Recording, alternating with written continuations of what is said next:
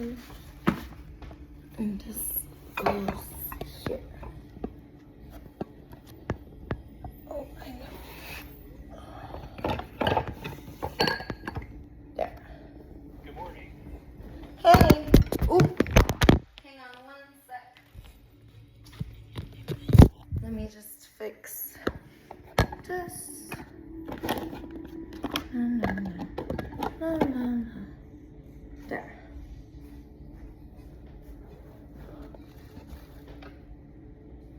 There. You can see me? Like horizontal. Oh, yeah. And then let's go ahead and find a home for this. There. And we're gonna put it here. And then, can you see me? Yes, you look good. Okay. So I think we left off right around the time you had just gotten kicked out of your apartment. You had moved on to the beach for the first time, but you hadn't yet slept each. You were staying at friends' houses. So I figure we'll pick up from there. All right, let me start recording here. Okay, great.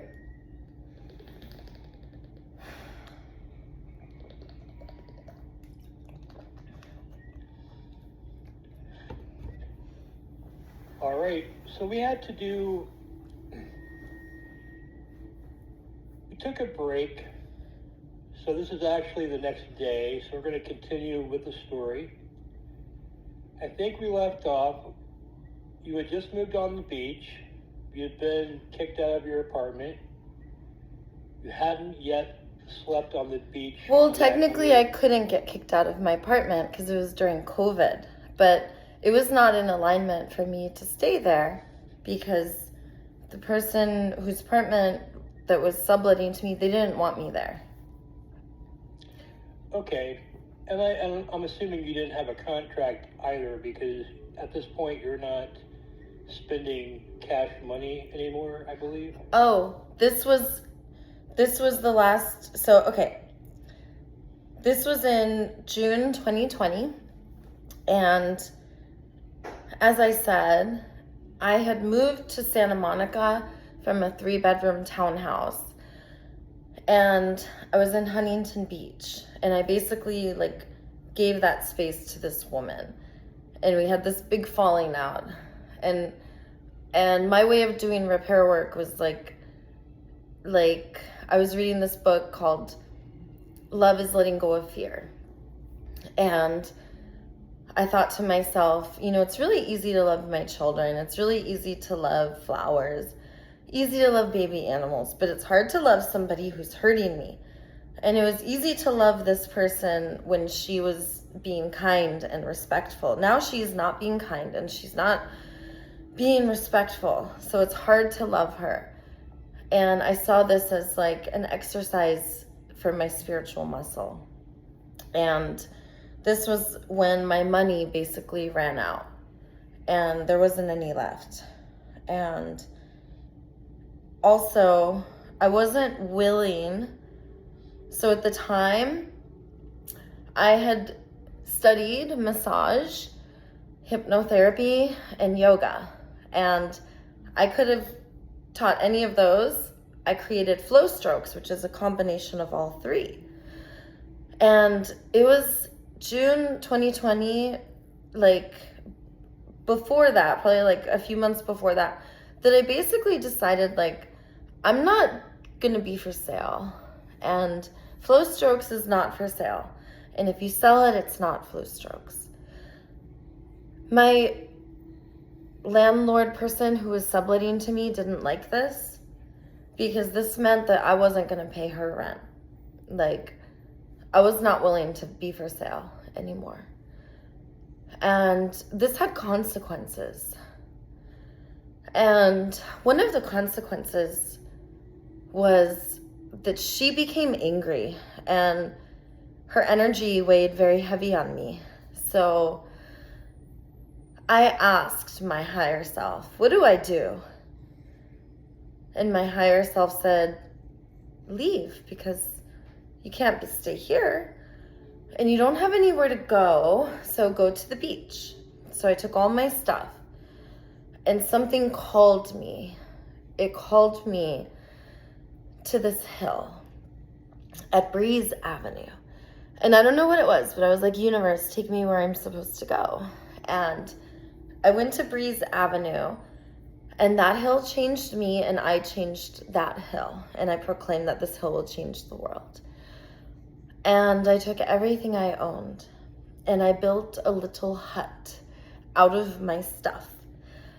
And you know those like cubby things that you could get from IKEA, and they have 1 foot by 1 foot squares, and they go up 5 and across 5, and I have 2. So I take my square things, and then I have these big giant 10 foot long by 5 foot wide, like these were these huge mirror closet doors, and those are the ceiling. So I have like this hut. I can't stand up, it's too low. And I'm at the beach with all my stuff. And I built this hut, and the neighbors, they were like, oh, the healing hut. I'm like, yeah, the healing hut. And then I dubbed myself, I'm Daisy, the Venice healer. And I'm here to awaken and unite us. And do you see all these like walk streets between the garden apartments and between Speedway, which is the street that runs along the beach, the coast? It's an alley street. Then there's Pacific Avenue. And the people who live between these two streets have a walk street, which means they have a beautiful sidewalk where their homes face each other. There's no streets or anything, and they could just look at each other. And people have to drive in the back of their homes, but the front of their homes, there's no traffic. And I said, let's bulldoze these walk streets and make them walk through gardens. Biodiversified food forests. Let's not have animal shelters. Let's let animals be free again. And let's have the beach be a new world that we create. A new human creates a new world. And I had all these ideas, and everyone came. And I have pictures of this. They're hard to find. They're on the internet. But if you look up the Healing Hut, Venice Beach, Daisy the Venice Healer, you could probably find pictures of it. It had acacia wood flooring, interlocking tiles, 1 foot by 1 foot. After 2 weeks, we demolished the Healing Hut, used the supplies. By demolished, I mean we carefully took it apart. And used the supplies. I realized the city's not going to mess with us, and we could just stay here. And I said, it's time to build. So we went to Home Depot, and we got supplies to build 11-foot high ceilings. And we used the closet doors, the mirrors, so that the mirrors face down, and the ceiling was quite dramatic, and it slanted. So it was 11 feet high here and 8 feet here. So it was a 3-foot slant with the mirror, and it was all structurally engineered perfectly because I'm a genius and I was the engineer. And it was beautiful, and there was a space in between, and then there was like another smaller mirror, and then in the space that was in between, there was like these 2 spaces. We put beautiful, gorgeous leaves from the beautiful palm trees in the area. And it was the most beautiful temple in the world. And I called it the dojo. And it was still called the Healing Hut, but it was the dojo. And I was like, yo, come to the dojo. And they're like, what are we gonna do? Well, I'm gonna read nonviolent communication books with a headset on and a microphone. Then I will pass the headset and microphone to you. You could read the book too. Also, during this whole time, I will be dancing on bodies. Yes, I learned to do this in Venice Beach on the hill, and I would tell people lie on the ground. And I would just like walk around and balance, like just stepping on people. And I would practice like balancing on bodies and dancing on bodies. And then all of a sudden there was like all these bodies all over the dance, all over the beautiful acacia wood floors. And I'm dancing all over them. And I'm a broken woman because I miss my kids. And they just terminated my rights. And I went to the beach calling myself Daisy the Venice Healer, the same way you go into Alcoholics Anonymous and you say, I'm Daisy the alcoholic. That's because I'm there to heal my alcoholism, and I was there to heal my trauma. So I was like, I'm Daisy the Venice Healer, yo. Like, I'm here to heal you, because in being of service, I learned from being sober in Alcoholics Anonymous and working a serious program for 2 whole years and having my beautiful sobriety and continuing to work a program every day to this day. In fact, I had a therapy call today. I had a therapy call yesterday. I have a therapy call tomorrow. I love working a program. And this is with licensed psychologists 3 days in a row. And another coach on Friday. Like, I love working on myself. And it got to this point where, like, I lost my kids. I felt so hurt. And I needed to go somewhere where other people felt like I made sense, because I was going and doing all of these speeches. And I heard Tony Robbins go, I created this motherfucker. So what I did is, as soon as COVID happened and I realized that I wasn't going to get to see my kids, I started to like kind of protest and learn how to do this thing called star manning. And I was learning nonviolent communication. So I was like trying to talk about the amygdala and things like that. And I was going to the courthouses and all these places in Orange County. This was like 3 months, because it was March. So then in June, I went to Santa Monica. So for 3 months, I had practices like doing speeches, and I was training myself. I decided, like, I even told my social worker, her name was Megan. I was like, Megan, goddess, I am going to raise an army, my queen. I will free us from these domination systems that I know that you are suffering in, and I am suffering too. And they are causing us to be against each other and causing you to interview everyone in my family and turn them against me and me against them. And it's just not supposed to be this way. So I'm letting you know I'm going to raise an army of parents with the power of our love and the glory of our care and empathy and more. We are going to change the world. And I will come with that army of parents, and I will come back to get my kids. I told her this. And I made this affirmation. I just started to go do speeches. I was doing speeches. It wasn't enough to talk to the social workers. Like, they wouldn't meet with me at this point. So I started to go to the CPS offices and do speeches.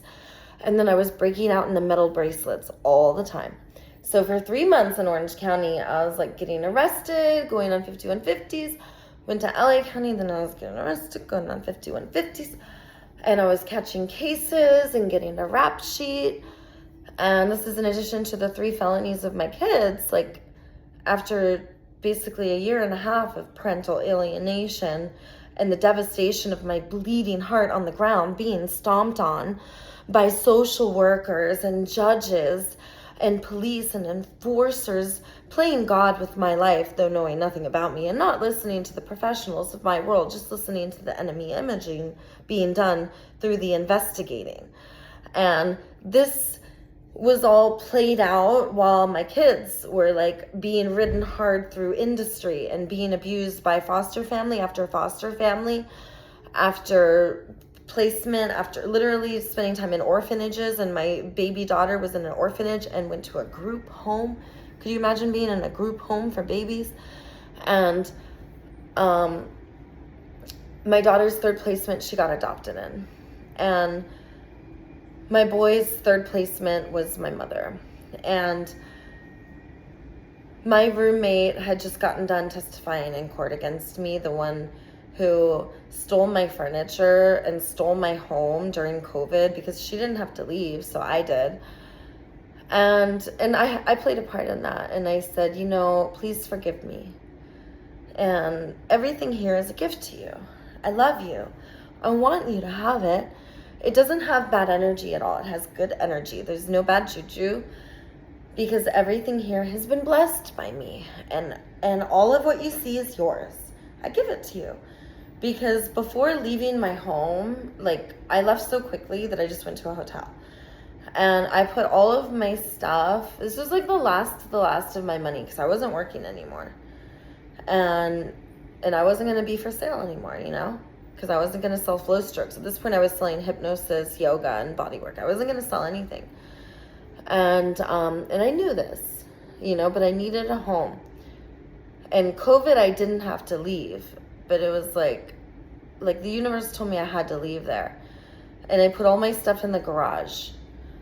And when I went back to get my stuff, the lock had been broken and the garage had been basically raided and the house had been refurnished. My stuff had been stolen. So I just let her know that it's a gift, that I want her to have it, and that there was a lock there and it was taken off. But I'm glad that it was, and I'm glad that she has it. And for me, that was a huge pivotal moment. My other massive awakening, I told you about it, 14 months sober, when I stopped beating men up and then I started wanting to heal them, when I went from having the dominant massages and then I created flow strokes. And that was 14 months sober. And then this other profound shift was also fear to love. And it was forgiving my roommate. And it took me 3 days to fall in love with her. And I remember like the enemy imaging would come up, but she did this and she said this. And I would feel the waves. And I would just like shudder and breathe or do whatever my body needed to do and love myself up all the way through it. And it was like I couldn't do my hot yoga because all the yoga studios were closed. But I knew hot yoga. I knew breath work. I knew meditation. I knew juicing. I knew having a winter schedule. I knew self-soothing. I knew massage. So I was just doing that for myself and loving this person up. So I had this pivotal shift. And I was so alone. And I left my home in Santa Monica because I knew when I got there that I didn't have money to pay rent. And it wasn't more than like a month or two. Like there was so much clutter in there. I had to get a bunch of that stuff out. And there was like the riots going on. And I just like,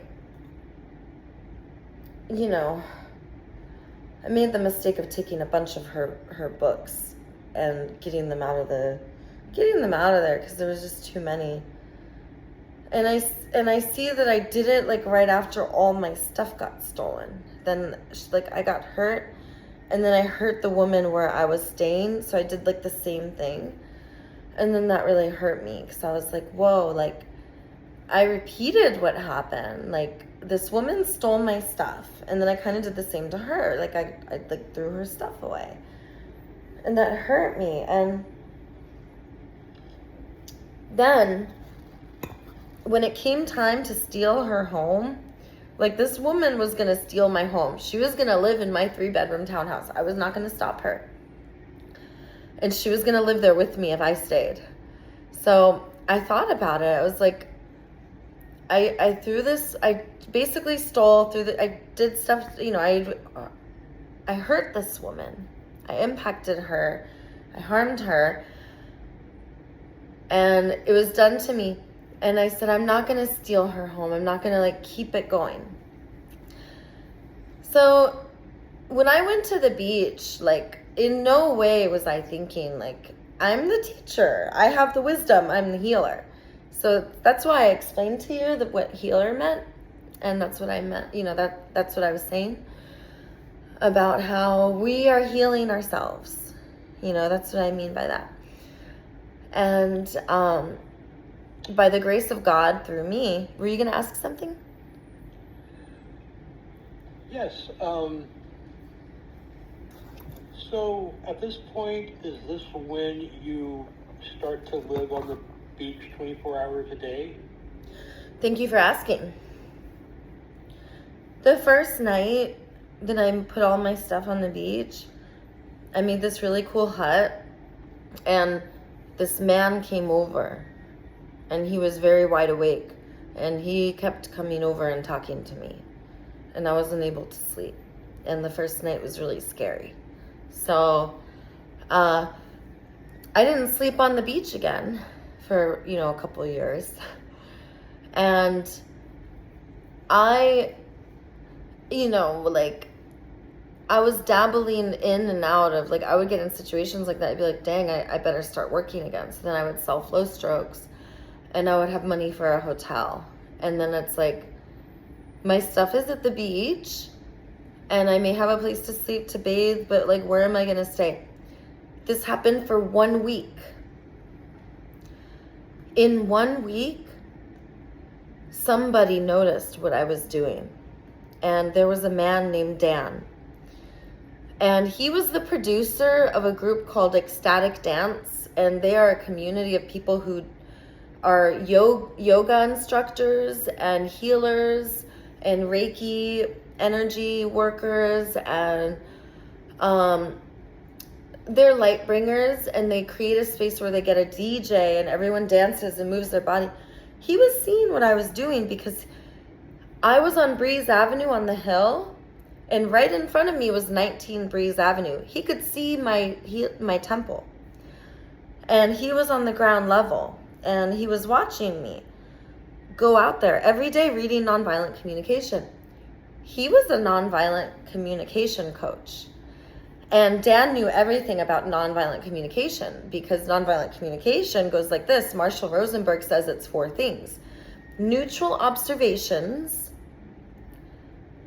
universal emotions or feelings, universal needs, and then a request that is doable, actionable, right here, right now, that person can do for you.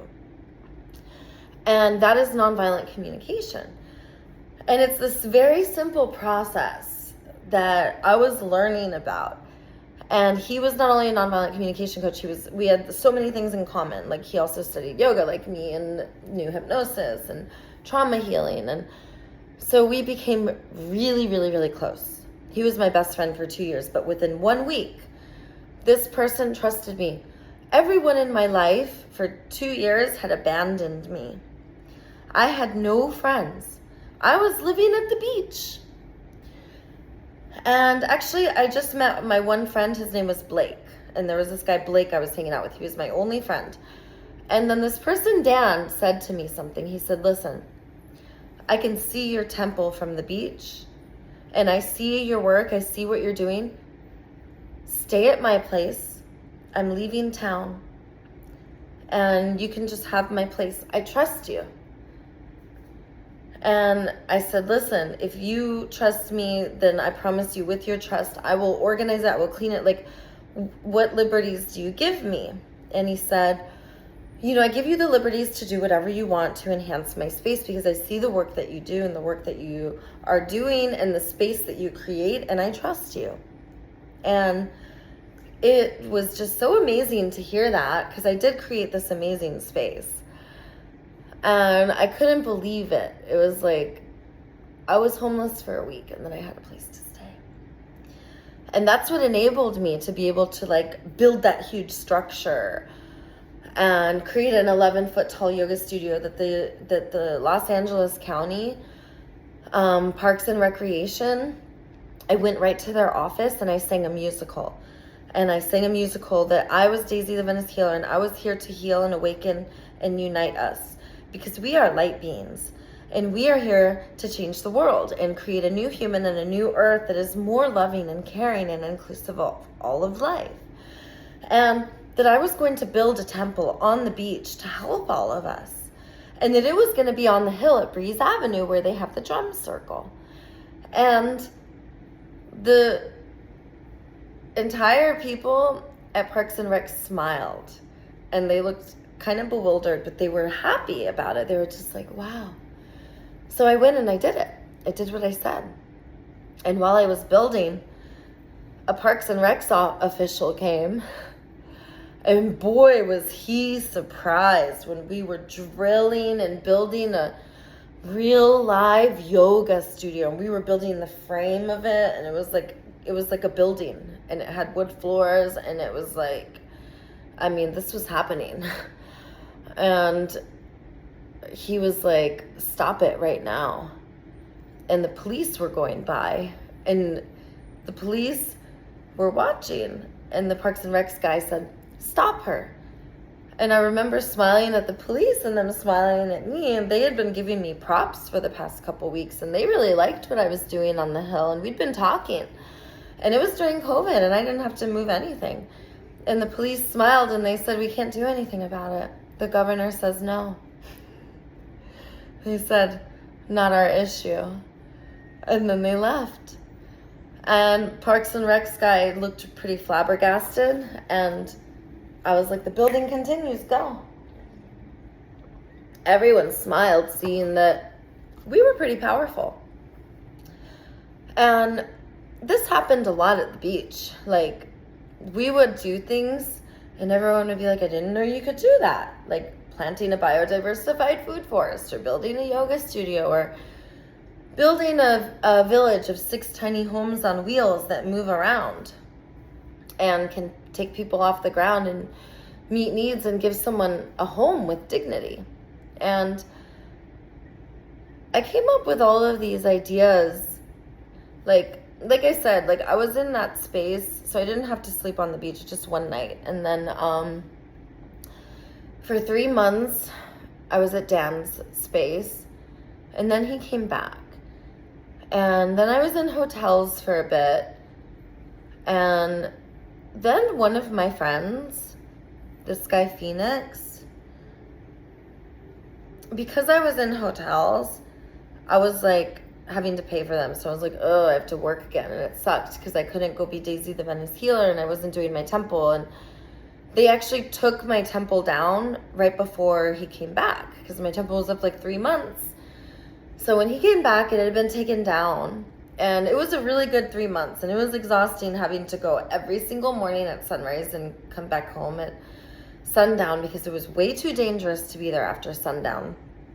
And I was kind of ready for the break. So I probably lived in hotels maybe for like a month, and that was pretty hard and expensive. And I don't know if I did Airbnbs, but you know, it was a while.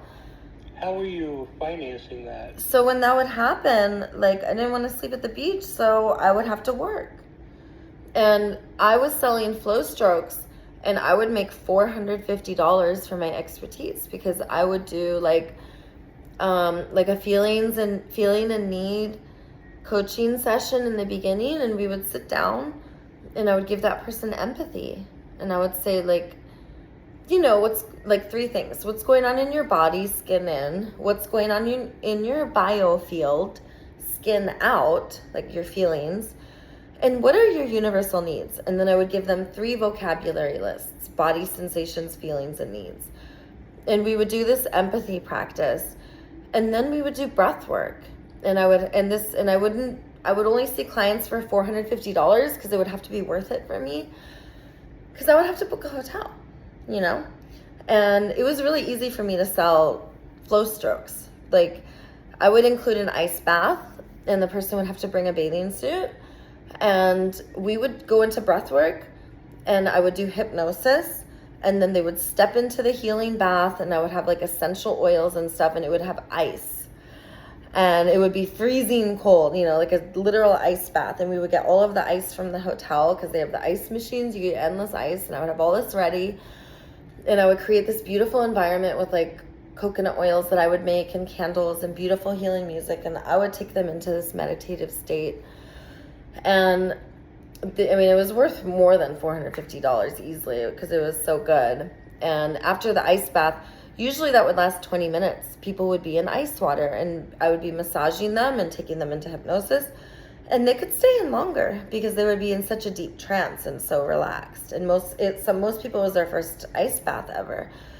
And then afterwards, I would do what I call a body scrub, and the body scrub would be 30 minutes. So it'd be like 10 minutes prep before, 5 minutes before and after for a prep, and then 20 minutes body scrub.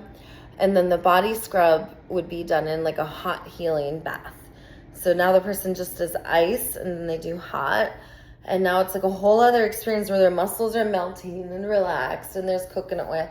So now when they get out of the bath, they're covered in coconut oil. So they have a chance to like towel off, take their bathing suit off, come out in a towel. And having been to massage school, I knew how to do like professional draping and stuff, and I would do a professional massage for them. And the technique I would use was flow strokes, and you could Google flow strokes, and it would be like a professional version of like Nuru massage, yoga Thai massage with coconut oil, right? So I would use my legs like another set of arms, and my feet were like hands. And I taught myself to skateboard barefoot and massage barefoot. And a big part of Flow Strokes is like having like these octopus arms and legs where it's like having a forehand massage. So, and then since your legs are so big, you could do a stroke from the neck all the way down the body to the toes and back up. Like strokes are way longer, and then this massage is best done on the floor, like Thai style. So this would take 2 hours, 90 minutes to 2 hours. And I was making really good money if I wanted to. And I mean, I just, it's easy for me to make money. I'm used to being rich, but that's not what I wanted. And my friend Phoenix gave me a place to live, and it was the same thing. Like, I could not be for sale, so that meant I couldn't pay my bills. I just couldn't do it. But I also didn't want to be housed, So it was like I would do what I needed to do to get housed, and then I just would just not want to have any bills. So at that point, Phoenix, I think I was there like maybe 6 months, and I guess it was like 2021 maybe. And at this point, like, Phoenix had it, and he was like, look, there's a program where we can sign up, and all of the back rent you haven't paid will get paid through this program. So let's sign up for the program. So I did, and they paid all the rent, but they were not going to pay rent for me to like stay there. And they probably would have, but like he didn't want me there. He just wanted me to like take care of the back rent and get out. And he was upset that like I moved in, and now like I didn't want to work and pay bills. And when it was time to move out, I didn't really have a way to move because it was like I had so much stuff. So he got all his friends, and Phoenix and all of his friends moved everything I owned. And there was a lot of stuff because it was wood. Even though I didn't have any furniture, like I built everything, and I needed to build.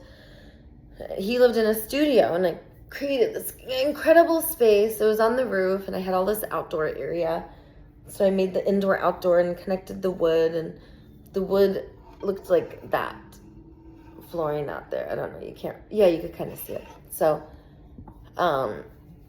like really beautiful, and it created this really zen environment. And it was the same temple that I made at the beach, right? And I did it at the spaces I would live. So at that time, that was like the first time I ever like lived at the beach. And it was weird for me. Like, I knew it was going to happen, that I was going to be dropped off. So I scouted this area called No Man's Land, and I was like, I will go to No Man's Land. It is at the border of Santa Monica and Venice Beach. I will go to No Man's Land, and that is where I will be, because if the enforcers come from Los Angeles County and Venice Beach, I will go across the border to Santa Monica, and they will not be able to get me. And by this, I don't know how I was able to find this fence, but he drove me to No Man's Land, and I went to this street called Ozone. And Ozone is the last street in Venice Beach is called Navy Street. Ozone is one street before that, between Navy and Rose Avenue. So these are like famous streets in Venice. And Rose Avenue is pretty iconic. It's where like the Doors had their concert. So I chose this magical spot on Ozone, and there was a fence. And this fence had like a parking lot, and then it had like an elder senior home. And there was a couple people living on this fence already. There was 2 people, OG and Lady, were living there. And I knew them. So I told Phoenix, take me there. And we rolled up with all of my wood and all of my wood flooring and the temple I created. And I built 2 lofts for my sons, for each of my boys. And my boys were born in 2008 and 2010. And my daughter was born in 2016. So I built beds for them. And I had all this wood from that. And it was beautifully decorated and had tile work and was stained and was basically artwork. And I came with a massive amount of stuff. And the police rolled up and they were like, no, you're not bringing it here. So Phoenix and his friends were just in a hurry to just dump my stuff. And I told them to like circle around, come back, but they said, no, the police are involved. So they took my stuff and they dumped it down the street all the way on Abbott Kinney, which is like a mile down the street, which was really inconvenient for someone who only has a skateboard. And they dumped an entire moving van of stuff there. My stuff, blankets, pillows, my yoga studio, aerial yoga ribbons, and I could only like save what I could carry. And I moved to the fence and I built a yoga studio. And I brought as much wood flooring as I could, and a bunch of my stuff got stolen. And it took me a few days to get my stuff to the fence, and I was literally transporting it on skateboards. And me and my friends were like literally skateboarding to a mile away, like in front of this person's house on Abbott Kinney, which is Brooks Avenue, turns into Abbott Kinney. And that's where they dumped my stuff. And then we skated a mile up the hill in Venice Beach, all the way to Ozone to the fence. And I built a beautiful temple. There's videos of it on the internet. And it was literally on a fence, separating a parking lot.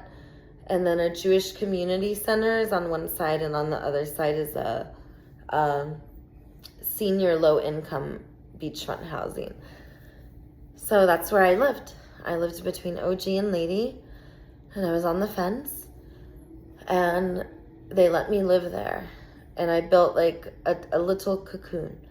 And it was not like the space I had on the hill where it was like really public. I was really private. No one knew I was there. And OG acted as like a guardian and is still, is still a comrade and a friend. And he lived next to me on the fence, closest to the ocean. And then Lady lived closest to the alley, and I was in the middle. So I felt safe sleeping on that fence. I didn't have to be in market economy. I didn't have to sell flow strokes. I could just be free. And it was the first time in my life that I was like free, and I didn't have any bills. And I'm crying because I'm happy. And I was so happy. Like, in this world, we're taught to be embarrassed if we live on a fence. And we're taught that we shouldn't live on a fence, that that's embarrassing, but I loved it. I had so much wood flooring that I would put a layer of wood flooring, and then I would put another layer, and then another layer, and another layer, and I had steps. And in some areas, I had 14 layers of wood flooring, and in other areas, it was only 5. And I created an extension where I had a compost toilet, so I had a bathroom. And then 2 more goddesses came. Goddess Grace, and then Goddess, what was her name? I see her beautiful face. It'll come to me. So there was 3 of us goddesses, like, living together. And we were kind of like, we were like the goddess squad. And Lady was there too, but Lady's like an elder. And she is what we call an Anastasi shaman. And an Anastasi shaman talks to the cosmos and does all kinds of stuff and work in the cosmos. And a lot of times people think they're nuts. So they kind of like stick to themselves. But she's really not nuts. She's a genius. And here, I'll show you guys how I pop out my neck, because I need to pop out my neck real quick. Hang on a sec. See it, interlace your fingers. Oh, that felt amazing. Okay, Cool. so So let me ask you, Venice Beach seems like a scary place to live, you know, at night. Has a reputation for having a lot of crime. the most dangerous beach in the country. Yeah, so can you give me some examples of some of the scariest situations you've been in or craziest things you've seen on the street? Yeah. When I was in my temple, there was this one time that this guy, so our temple had a fence on one wall, and the other wall, I had like this metal, like wire, it was like a wall part. There were some parts that had a wall. There were other parts where it was just tarp and then an aerial yoga ribbon, so that the inside looked really beautiful because there was these colorful yoga ribbons, but the outside was just tarp. So this one time, me and the three goddesses, when stuff would go down, we would go out and give empathy. And we would try to be the healers. And we would do healing circles. And we would like hypnotize people and teach yoga and do chanting. And it was so amazing. And this one time, this guy, and there's a reason I told you about the temple and the way it was. He needed empathy. So we came out of the temple. And he had a giant piece of driftwood. And he began chasing us. And we ran, and we didn't know where to run, so we ran inside our temple. So he started, you know that game Whack-A-Mole? He started like beating the temple and destroying our temple, and it was like me first, and then in the middle was Goddess Grace. Oh, and the end was Mia. That was the third goddess. He was like trying to destroy all of our temples. It was so scary. And the scariest part was like, we didn't know where it was going to come from. So we were just like, ah! But being loving in this world and living your truth takes bravery. Giving people empathy when they're angry and violent and seeing it as a call to love takes bravery. Because that person could react in you know, a lot of different ways, and we don't always know how they're going to act. And people who go to Venice, they either want to act out their trauma and re-traumatize, or they want to heal it. And just like people go there to party, people also go there to be healers. So me and the goddesses were there to be healers, and we understood the laws of the universe. If you give love, then if they keep coming at you, it's the violence, it's fear. It's not, there's no evil, there's no good or bad, no right or wrong. It's fear. So as long as we just see them as, so we were saying, we love you during the whole attack. He's attacking us. We love you, we love you. At this time, the attack stopped. I don't know what came over him, but he was able to calm down. And it was too scary to be in there, so I left the temple, and now I'm outside and I'm exposed. And at this time, we had been yelling empathy to him, and he put down the driftwood and rode his bike past, and at that point, like, didn't say anything, didn't do anything, and just rode past. And I looked in his eyes, and I was not scared. I was very alert, knowing that I might need to run again, but I was just looking at him lovingly. And that was really, really, really, really scary. But there's a reason he left. Like, there was another time that this woman attacked me like several different occasions. And one of the times she attacked me, she randomly slapped me in the face. And I started to like just tell her, like, I love you, goddess, or something. I have no idea what I started saying, but it was just like, hey, it's going to be okay. What's going on? What's happening for you? And then she starts trying to spit at me. So I stepped toward her and I had my arms out and I go, no. And I grabbed her arms because her arms were like up. So I grab her arms, I put them down and I go, no, hug. And I hug her. And she'd already kind of like been like attacking and trying to do things to me. But this was the first time she assaulted me. So that's what I did. I put her arms down, hugged her. And while I'm hugging her, I get this like little scratch, like, no. So I release her and like I look at my arm, like I don't really have anything here. And I look and she's gone. So I'm like, okay. Because I was being loving and it was my truth. And then she disappeared off the beach. Like she got arrested. And I knew this because then I saw her. And as I told you, I moved to the fence. And like the time she attacked me, it wasn't by the fence. But the next time I saw her, she was right by the fence where my temple was. And she literally had all of her stuff and had just set up right next to my temple, this woman who had attacked me. And I'm like, whoa, like she thinks she's gonna live next to me. You know, like that's what it's like outside. And I was just like, huh. And I'm there with one of my friends and I'm standing there with a latte and a bottle of water. And I also happen to be topless.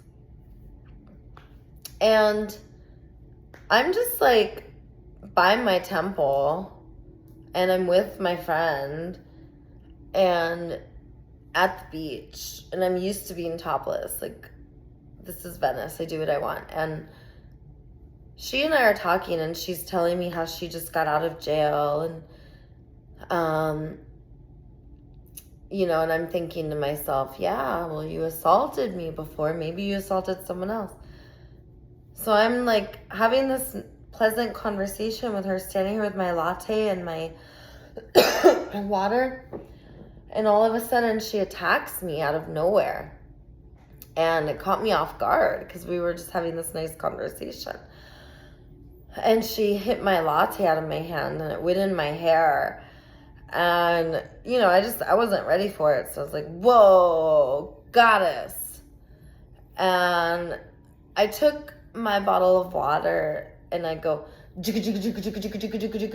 I like rinsed all of my hair out in front of her. And then I'm like, and it was so badass, like got all this matcha out. And then I look at her and I smile and I go, that's what's up, goddess. I thank you. My hair loves matcha. It's like a clay of love for the hair. I gotcha. Thank you. And she points at me and starts laughing and she says, look. And I look down and there's like a scratch mark on my breast. And then I look up at her and I go, yo, goddess. I was like, you got the matcha in my hair. I was like, you came at me, you attacked me.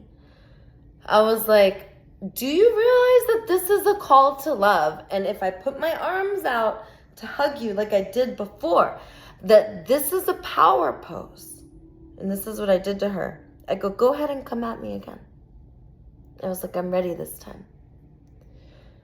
And this is what I did to her. I was like, come on, come at me. I was like, I know all you need is a hug.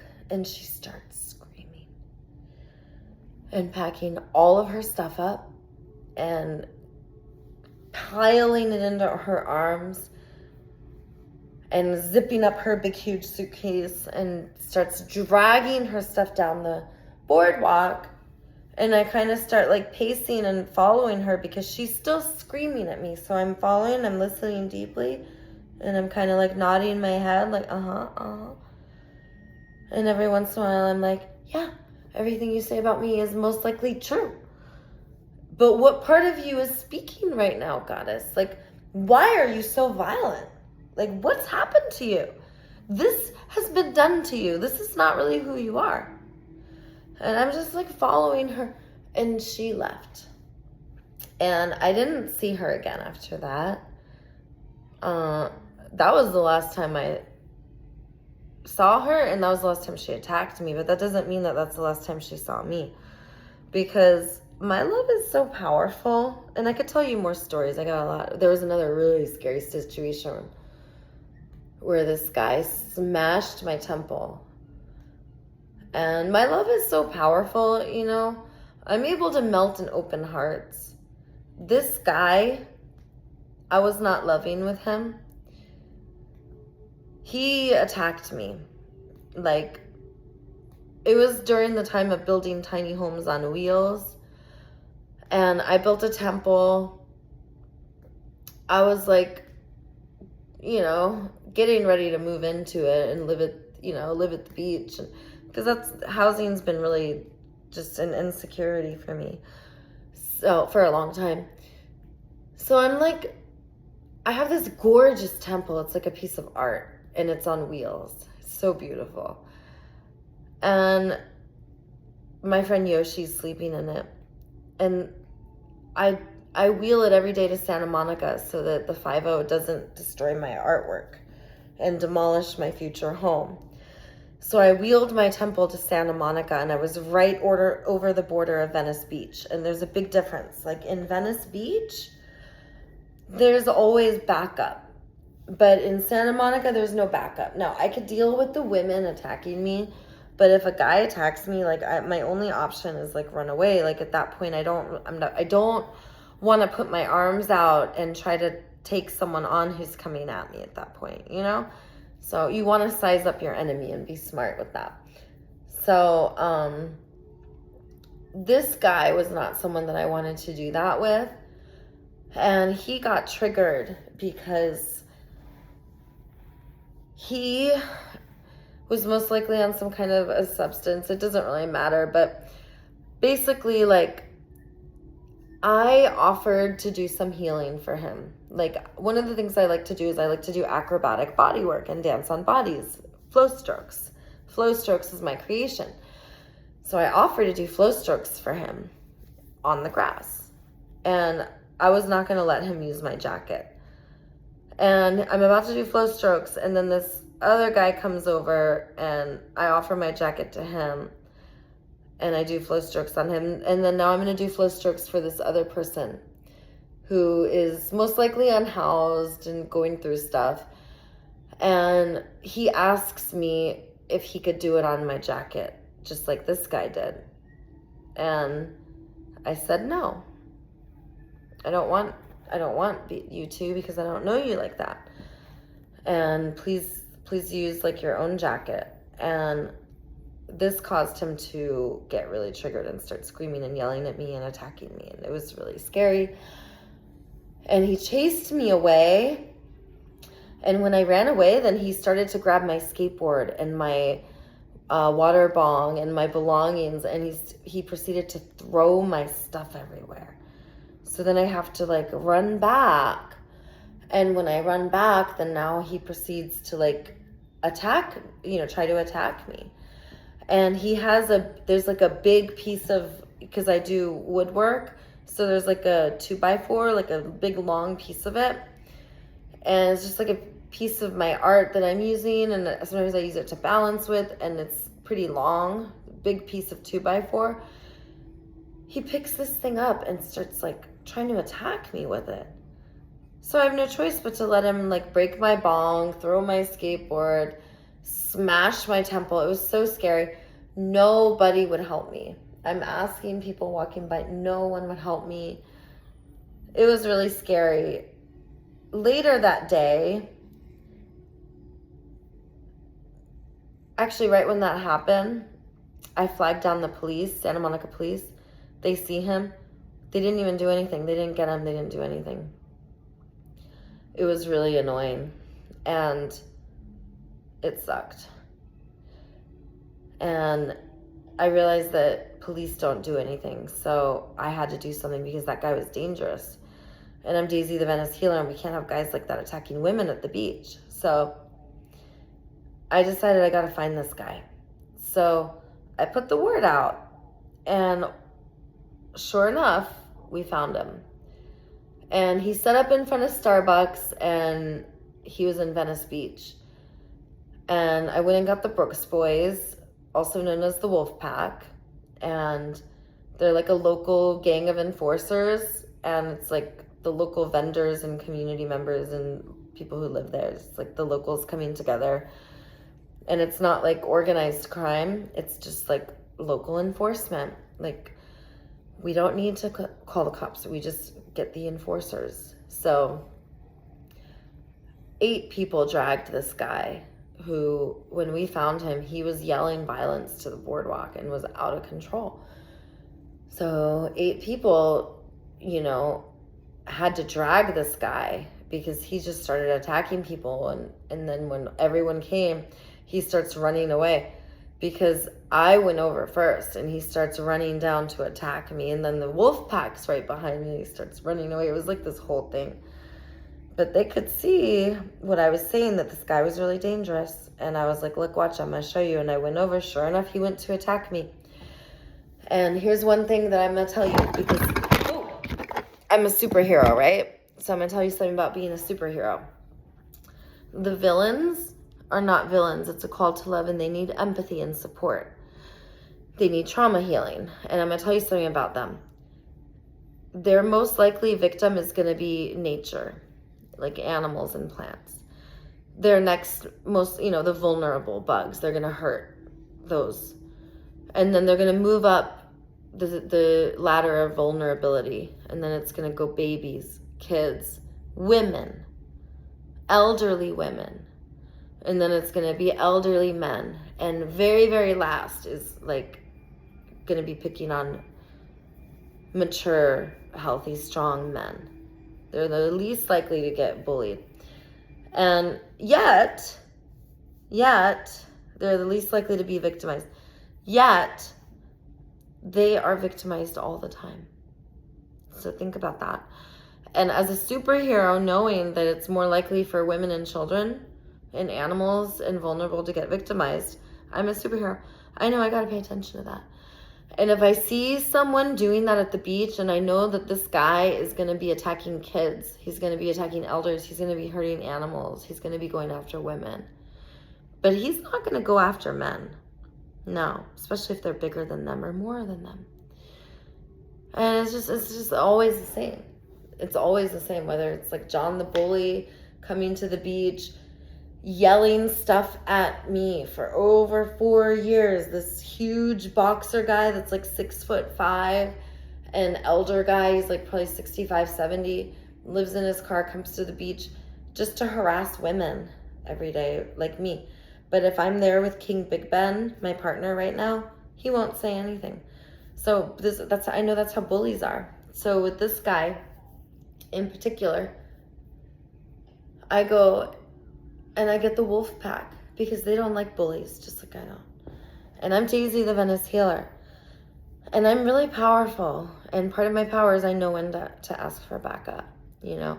Superman knows when to go get the Justice League. So that's what I did. And unfortunately, this guy didn't want to talk. Like, I went first because I wanted to talk. If he wanted to talk, he wouldn't have had to go and bite with the wolf pack. He wanted to bite. He came out biting, so he went to go bite. So then they went to go bite him.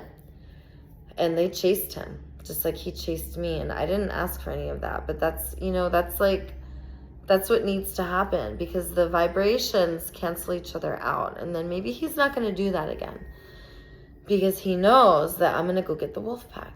If you mess with a bean, you get the whole burrito. If you mess with a wolf, you get the wolf pack. The strength of the wolf is in the wolf pack, and the strength of the wolf pack is in the wolf.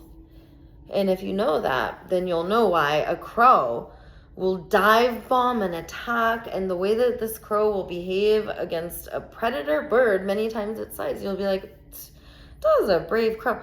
That's because the crow knows it's got the flock. And the flock is not far behind, because we're co-regulating. And That's exactly what I do. So I respond with the most amount of love and care, but I also know that we need to use the least amount of force and control. So I come with force and control, grounded in love and care. This guy in particular needed to be dragged away. I asked the enforcer, just one guy dealt with him. He dealt with him one-on-one. And, it was like a skinny Asian guy, a tall, skinny Asian, half Asian guy. And not that intimidating looking. He's like, yeah, he didn't want to listen, he didn't want to talk. So I had to use rough affection. And some of these guys need rough affection. He was not jumped, he was not mutilated, brutalized, humiliated. No. He was chased into an alley, and then finally when he was knocked to the ground, he still wanted to bite and attack. This poor being is hurting, and he needed to be roughed up a little so he would stop biting, so that he would listen long enough to hear, like, this is not okay. And when he was calm enough to stop biting and receive the message, like, this guy walked away apparently. So that's what needed to happen. And typically I'm able to find and identify and execute and get things done. And part of being Daisy the Venice Healer is I know everything. People tell me everything. They come to me, they share with me who said what, who did what, and then I identify, I wonder what this person is feeling and needing. And I see it as a call to love. I don't see it as I need to go punish this person. I need to go force and control them. I need to go make them. I need to go convince them. No, I think like, what's the need? And then I go try to meet the need. Like, somebody came to me, there was a difficult case. I kept getting reports of a dog being abused, and I keep hearing about this German Shepherd, and this German Shepherd's getting beaten in the face. And then I start to witness the dog getting beaten in the face. And then everyone's coming to me, and then they start saying, there's this dog over at Rose Avenue, a German Shepherd with the lady there with the glasses, and she's like beating the dog in the face, and now she's putting the dog in a crate that is way too tiny for the dog, and she's covering it with tarp, and it's really hot, and the dog is in there panting all day, bored, having no existence, just getting taken out and fed and having minimal needs getting met and living a life of torture. And I'm getting these reports, so then I go witness with my own eyes, and I'm just quiet. And I go one day and I bring some of my friends, and I say to her, hi, goddess, how are you thriving? And how can I support you? I care about you, and your needs matter to me. And she starts telling me some of her stuff, and she's sleeping in a tent, and they're moving her, and people are accusing her about her dog, and I start to give her some empathy. And then I think it's time now to let her know that, people are coming to me, and I guess they're coming to you too.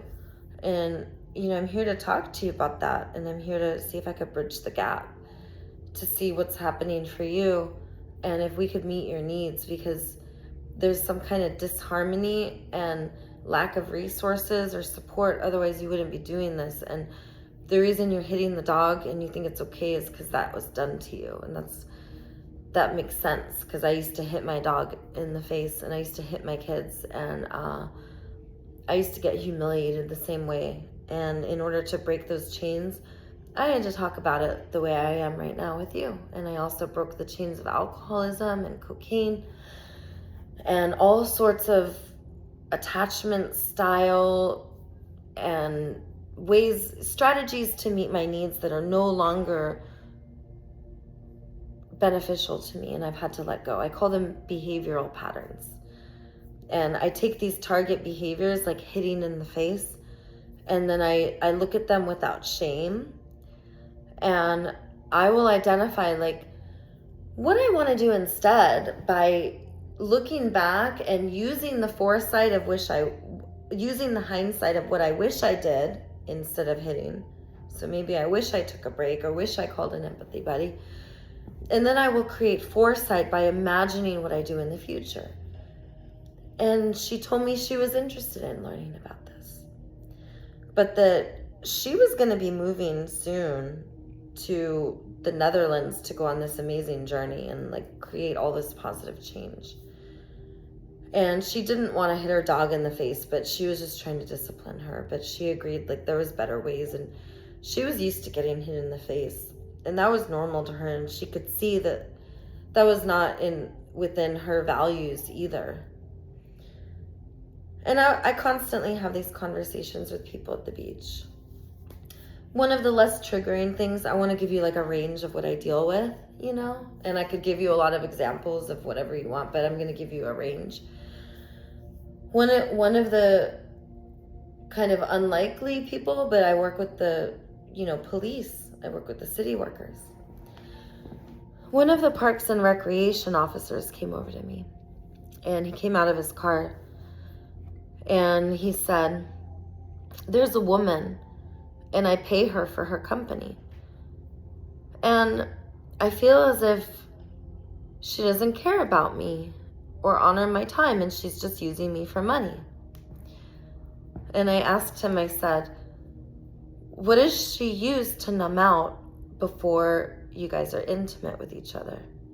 And he said, "What?" I said, "Does she use alcohol? Does she use any type of drug? What does she use to numb out?" And that's always my first question when I hear about selling bodies. I say, what do you use to numb out? And if the person is paying for the body, they may join the other person in what they're using to numb out just to be at the same level as them, or they may use something to numb out too, of their own choice. Or they may not use anything to numb out at all, but the person who is being paid for their body, 100% of the time they will have to numb out. And if they don't have the option to numb out, they will ask the person who is paying them to help them with that. They will ask them to buy them drugs, and I know this. And I'm always right.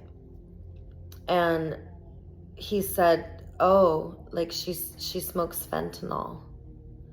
I said, "Oh, thank you. Thank you for telling me." And I said, "Is that the kind of relationship that you want? Is that in alignment with who you are? Do you want to have intimacy with somebody who has to take fentanyl first in order to numb out so that they don't have to have the full experience of being intimate with you? Is that what you want?" And he said, "Well, I would never get a girl as beautiful as her." And I said, "That's right. You believe that, but that's not true." I said, "I used to believe that too. I used to believe that I could never have somebody like who I was attracted to, that they would have to be older than me, that they couldn't be younger than me, or they couldn't be my age even, like that they would have, and then that they would pay me too, and I would numb out. Like, on the other end of it, I could see how if I wasn't healed, I would have been a sugar baby, because I would believe like no man who's good looking would ever want me. And I'm wondering if you believe this, because at the root of paying somebody or being for sale, you believe that like no one would ever want you. And this is a wound that comes from being humiliated. This is a wound that comes from being exploited, and it is a wound from sometimes being sexually assaulted in whatever degree. And he said, "You're right." And I said, "Do you want to be a participant of her re-traumatizing? Because you are taking a victim of sexual violence, because if she is a woman and selling her body, she has been molested. You will never sell your body unless you were molested and then called a liar. If you were molested and then told that you make sense and then healed and received with warm regard, you will never sell your body or be for sale. If you are for sale, it is because you were sold, exploited, abused, most likely when you were a baby or a toddler. And that formed you so that you could then numb out and be for sale, because that makes you feel like power. And that's sort of a way of reenacting trauma and re-traumatizing, but it's also making you feel powerful in the foundation that was laid there.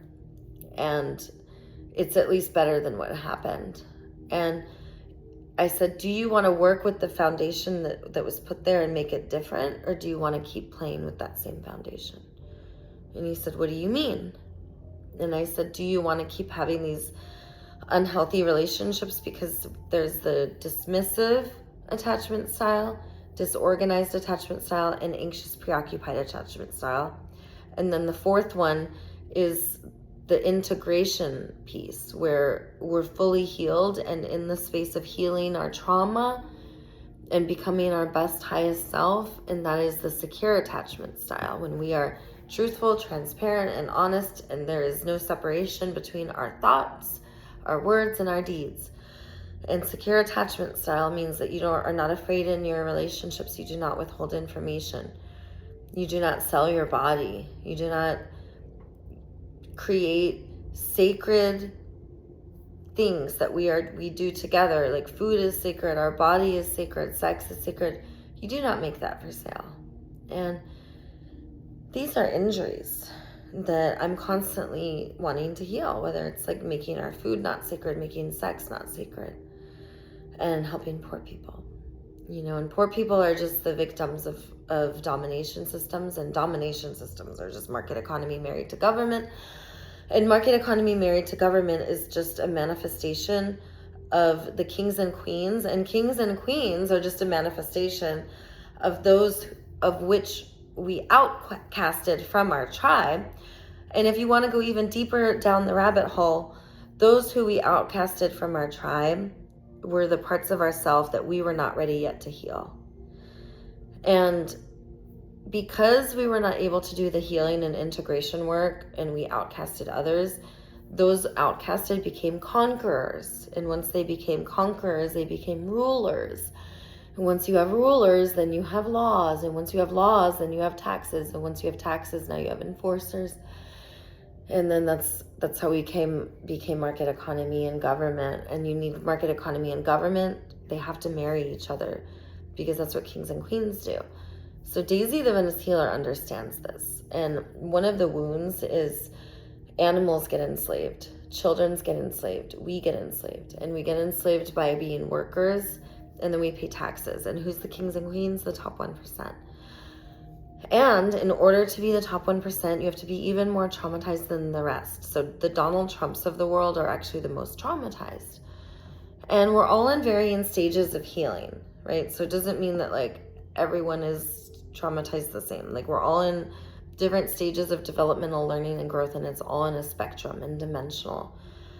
And if we can just be in the consciousness of attuning to bodies, co-regulating with nervous systems, and collaborating to meet needs, we would see that our bodies are not for sale, and that our energies and intentions are not for sale, and our meaning and purpose exists, and that we are not workers.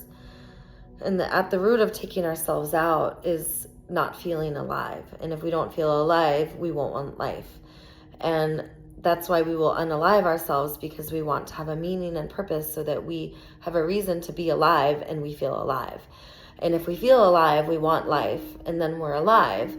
And now we can become ageless and upgrade our DNA. So I've been trying to let everyone know, and I told the city worker guy, like, look, you're in market economy, so you're used to like paying for your needs. And you can have a beautiful woman, even if you want a younger woman, because unfortunately this woman's like a teenager in her early 20s. And to me, like, that's a form of rape. If you're taking someone who doesn't want to have sex with you and you pay them to make you have sex with you, make them, and they don't want to, but now they're having sex with you and they really don't want to, like, that's rape. And yeah, you paid them, but like, Oprah Winfrey was bought an ice cream after she got raped when she was a child. And being like, I don't know, a 6 to 8 year old little girl and getting bought an ice cream doesn't make rape okay. and the ice cream was bought after. Like, sometimes prostitution, you get paid before. Like, it's rape. And I let people know that, like, on the spectrum, like, when you contribute to these energies, you're contributing to the suffering of the world, which is on a spectrum. And on a spectrum, like, it's happening to little kids. And we want to be part of another vibration. So this is a city worker this Parks and Recs guy, like, I talk to him a lot. It's on my live stream, and that YouTube channel has since, actually it might still be up, but my YouTube channels and TikToks are always getting deleted. So I'm so grateful for you, Grady, for taking this interview. And also I'm grateful for Goddess Jennifer Nana for setting it up, because my stuff always gets deleted, and I don't want that. It's not an affirmation. It's because it's controversial. People have big reactions to what I say. They either hate it or they love it, and they're torn. And that's what makes me so popular. And I'm lovable no matter what. I'm really honest and truthful and transparent. And I want to give it to people as they're ready, but at the same time, like, it's like, it might be a little jarring at first, but I think we're all ready. And let me ask you, I know you have a pretty large online presence as far as there's a lot of videos about you on YouTube. How did that all start occurring?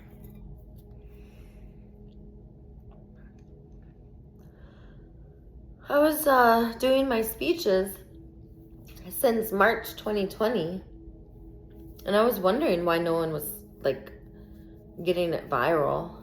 A lot of people have been filming me, and I was learning a lot, and it was like I was not doing any social media or anything, and I was not watching any TV, so it didn't make sense for me to, like, post videos.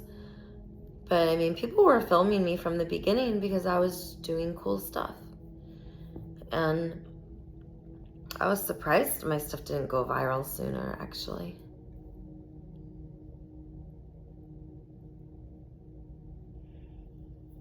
So when did, I would say, like, on average, it seems like a lot of your videos have anywhere from 50K to 100K views. That's a lot of views by YouTube standards. When did that start to happen? And well, that's normal. That's like a live stream. And what sucks is as soon as I get 10 to 20,000 subscribers, they take my channel down. It's been happening, like, for the past couple years. Let me try to finish some of my timeline, because we still have some stuff to talk about.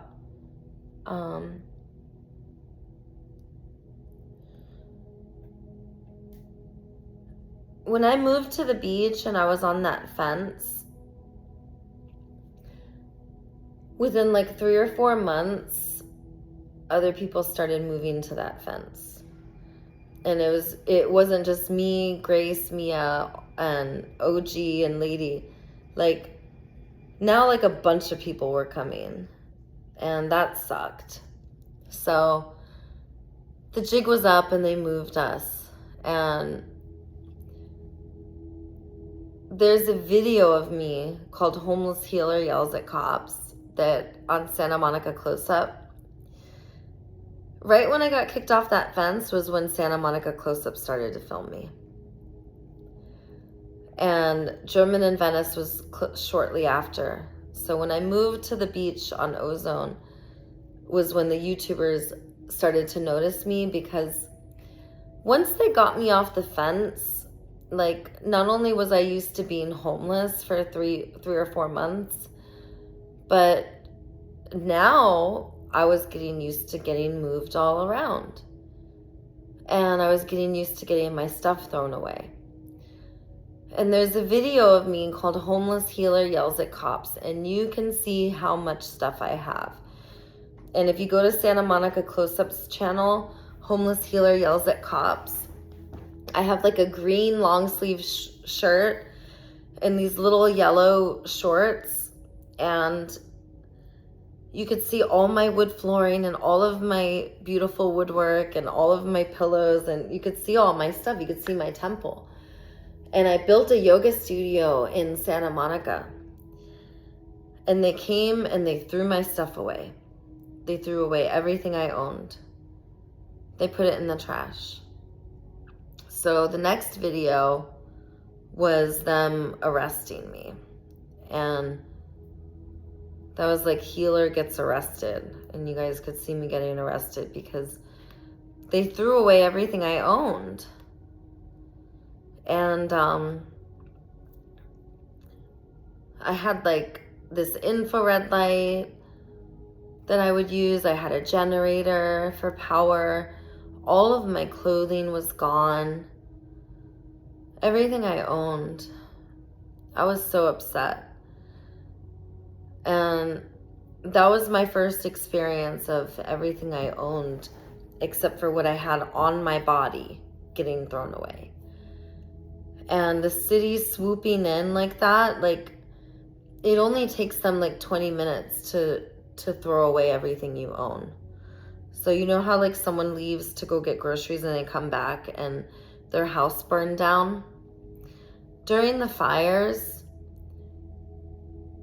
in Los Angeles, there was so much free stuff being offered for the fire victims, and 99% of the people who showed up for the help were homeless people.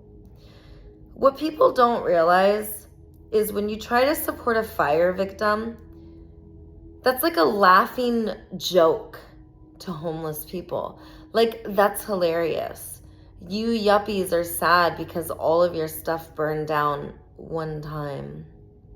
And now you're gonna probably get paid. Maybe you won't. But we know what that's like times 1,000. We live that every day.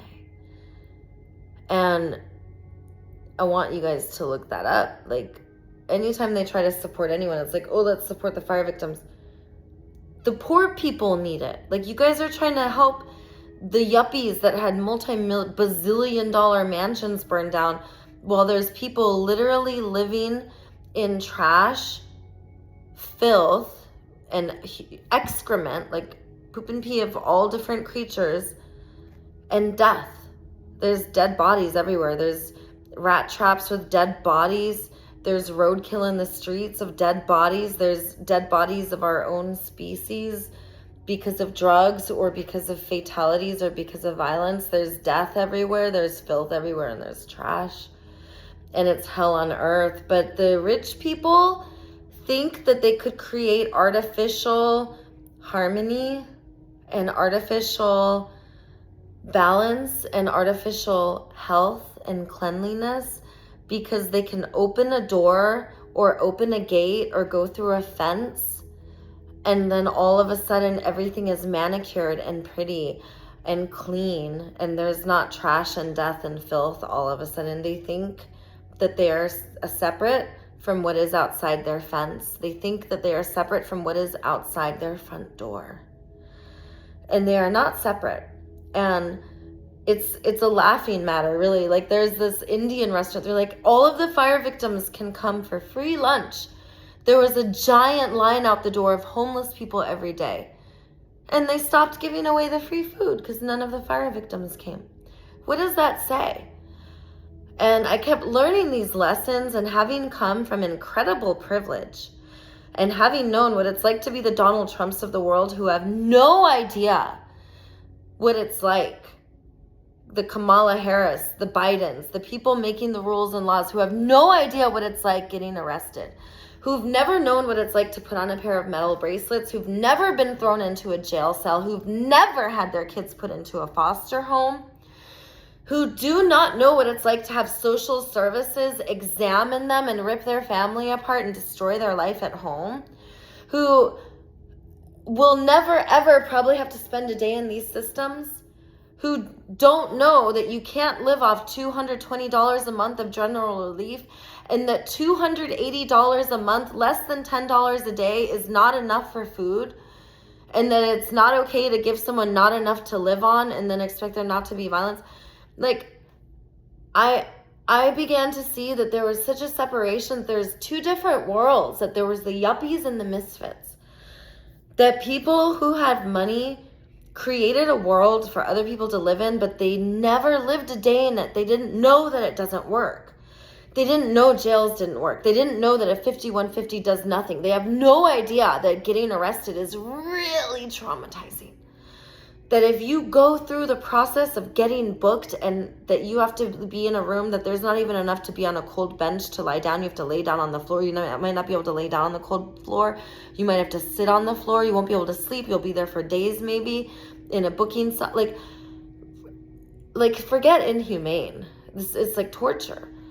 And that's just getting booked in jail in Los Angeles County, California. It's supposed to be all like nice and pretty. Santa Monica is no different, you guys. It's like the systems that are created by these people, they don't know. They think that Department of Children and Family Services helps children and families, but they've never had it in their family. Their kids have never done it. How would they know if it works? So I started to realize that enforcers was a regular part of my day. It became really apparent to me that the police were going to be waking me up in the middle of the night. That I was going to hear fighting. That I was going to have to get out of my temple and break up fights. Create a golden bubble of love, an area where people knew that there was going to be quiet and there was going to be rest. And that I needed to gather a tribe just like I had on the fence. And I started to see that Venice was very transient. So after the fence, then I just started to camp at No Man's Land. And I was at Navy Street at the end of the boardwalk. And I would camp right on the boardwalk. And I noticed that we're an hour and a half in. I think we're going to have to do a part 3. Okay, yeah, that would be great. And we're going to start for when the Venice tribe, when my tribe grew, because OG and Dawn and Yoshi and Patches and All Good and all my tribes started coming together and a big movement started after this. So why don't we end let's end like Daisy moved on the boardwalk. Okay. Because this is kind of like, this is like when I blasted off. I planted a biodiversified food forest, so I have a lot to talk about. Okay. And it's when I started getting famous, when people started coming from all the way from Australia with their kids to find me. Like little kids and their parents. Oh, okay. Awesome. Let me, is tomorrow okay? Yeah, same time. All right, I'll see you then. Thanks. Bye, superhero. Love you. Talk to you soon. You too. Have a good day. You too. Bye.